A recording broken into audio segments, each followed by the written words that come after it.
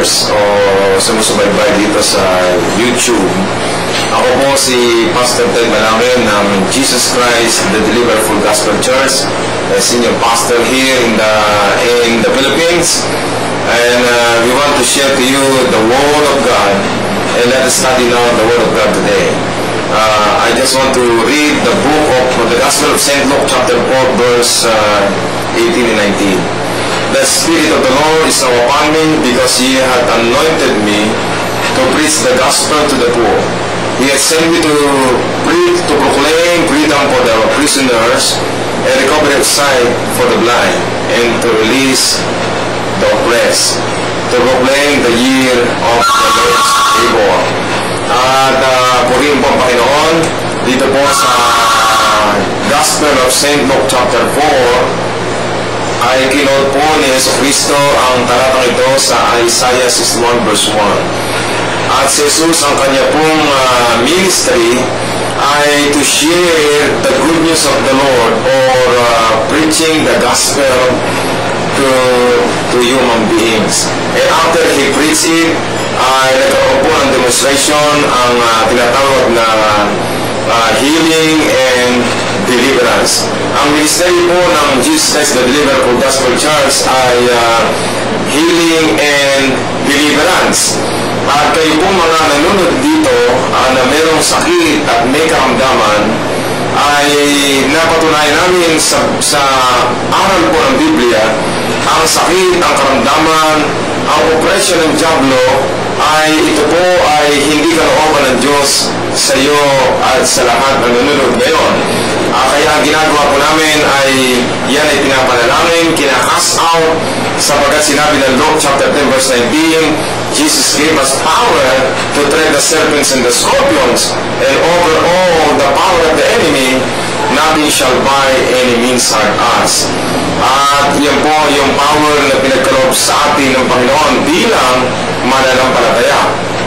Kaya kung tayo po ay mga mananampalataya ng Panginoon, tayo ay binagkalooban na Jesus at nirestore niya ito 2,000 taon na nakakaraan sa mga taong nananalig sa Kanya.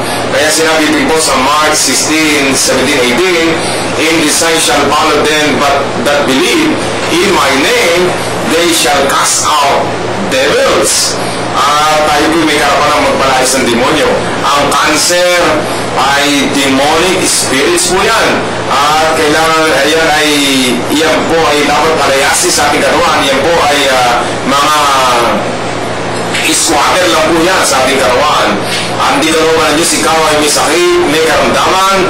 Ang kalooban ng Diyos, ikaw ay masaya, malusog ka, at meron kang mahabang buhay. Kaya huwag kang papayag na ikaw ay meron sakit sa mga sandaling ito. At kailangan mo yung anointing ng Panginoong Jesucristo. Pangalawa po, hindi lamang po sakit, karamdaman minsan naramdaman ng tao, kundi kahirapan. Hindi natawag na bankruptcy o lackness. Sabi ng Galatians 3:13, 14, "Christ has redeemed us from the curses of the law, being made the curse for us. It is written, curse that hangeth on the tree, that the blessings of Abraham might come on us as a Gentiles, that we might receive the promise of the Spirit through faith." Kaya po, isa sa mga sumpa na minana ng tao kay Eva at Adan, bukod sa kasalanan, ay kahirapan at sakit at karamdaman. Kaya po, kung kayo ay ikaw ngayon ay may kahirapan, ikaw ngayon ay baon sa utang, ikaw ngayon ay hirap na hirap sa iyong buhay, merong Jesus na gusto kang pagpalain at ikaw ay alisin sa sumpa ng kahirapan sa mga sandaling ito. Sabi po ng 2 Corinthians chapter 8 verse 9, si Jesus na mayaman sa lahat ay naging duka upang sa kanyang karukaan ikaw ay sumagana. Praise God. At ang pangatlo po na gusto tayong hapunin ng Panginoon ay tinatawag pong kasalanan.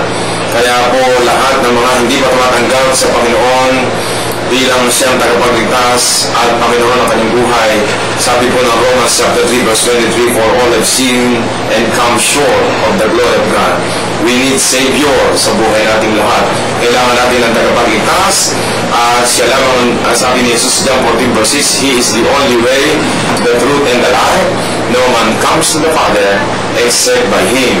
Kaya bago ako manalangin sa iyong karamdaman, sa iyong kailangan sa Panginoon, ay hayaan muna natin si Jesus ay maghari sa ating puso bilang Panginoon at sariling tagapagligtas.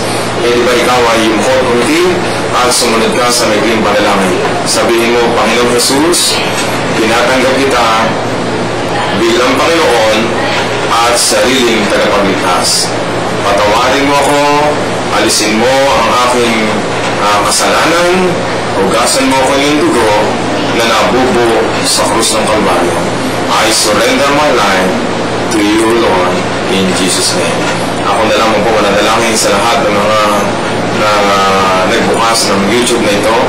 Panginoon Diyos, magpalain mo po ang mga nakikinig ngayon sa iba't ibang dako ng daigdig, sa Japan, sa Canada, sa Amerika, sa Singapore, sa Hong Kong, sa Taiwan, sa Pilipinas. In Jesus' name, I command anointing in your physical body. I command healing right now in Jesus' mighty name. I rebuke the spirit of cancer. I rebuke the spirit of death, pain, all curses of poverty. The Spirit of the Lord rebuke you in Jesus' mighty name. And Lord, we let loose the mighty anointing power of God in your physical body, healing, signs and wonders and miracles.